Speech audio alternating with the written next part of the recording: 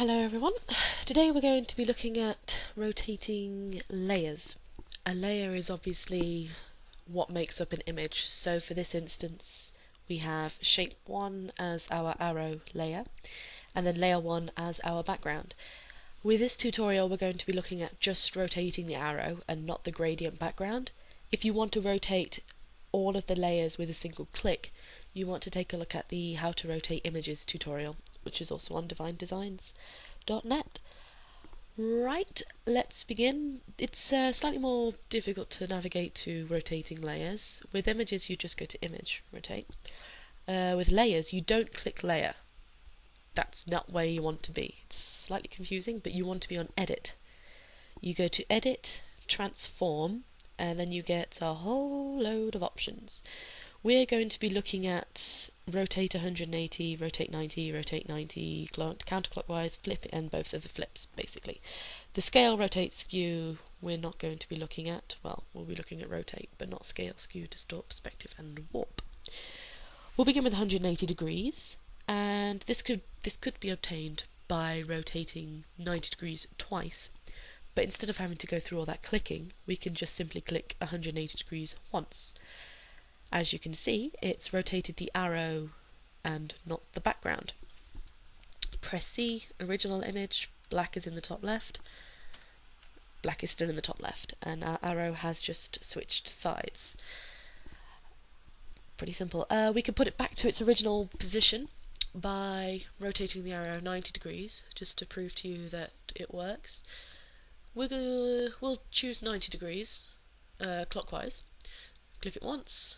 The arrow is now pointing down, but the background is still in the same position.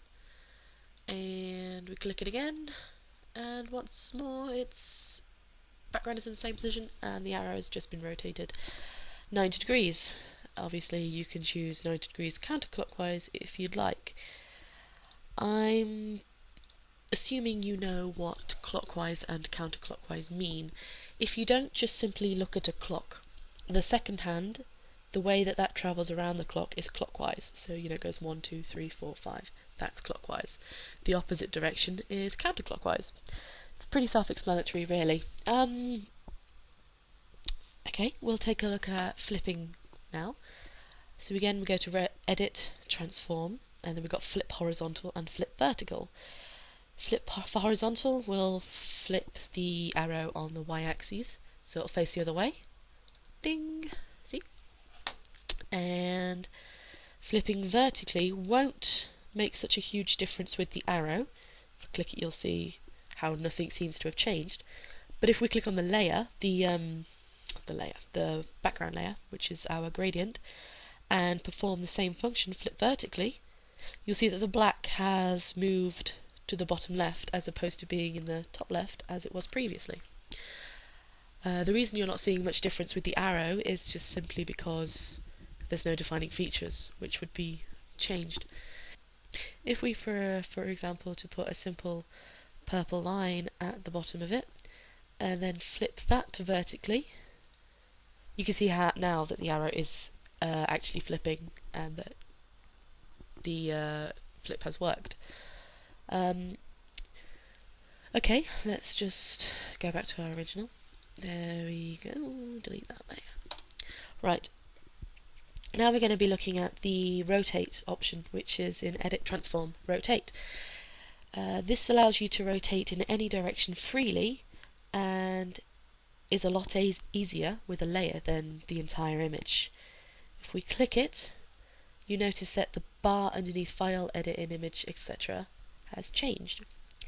The bit we want to be looking at is this bit here. It kind of looks like a triangle, but it's actually, a corner with a dotted line as you would draw an angle in maths. At the minute it's a 0.00 degrees, and if we click on that, we can highlight it and change it to 90. And as you can see, the arrow changes as we type it. We can type 30, it becomes 30, we can type 180 and it flips 180 degrees. To rotate an image counterclockwise, we just need to put a minus in front of it. So for example, if we wanted to rotate our arrow 30 degrees counterclockwise, we would type in minus 30.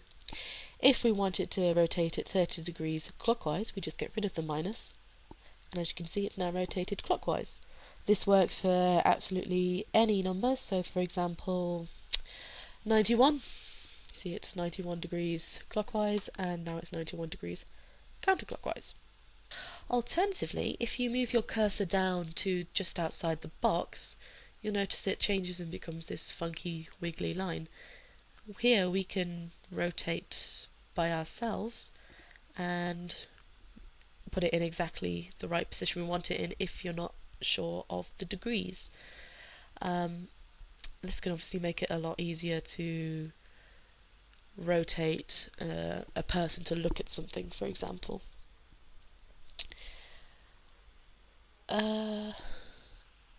Another option we could look at is free transform.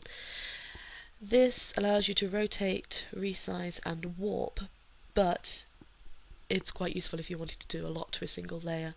We're just going to be looking at the rotate, and as you can see the rotate works in exactly the same way as it did in edit, transform, rotate, whereas this time we've just gone to free rotate. No, we've gone to free transform. Ignore me. Again, we can input the number manually at the top, and it's rotated 90 degrees. I hope this tutorial has helped you learn how to rotate layers and not in images. If you need help, you can either post a comment in the commenting system on the main page, or you can click on contact and contact me via the form found here. Anything sent to me with the form will be personal, so if you're a bit embarrassed by your question, don't be. It will be replied to confidentially. I hope to see you next time.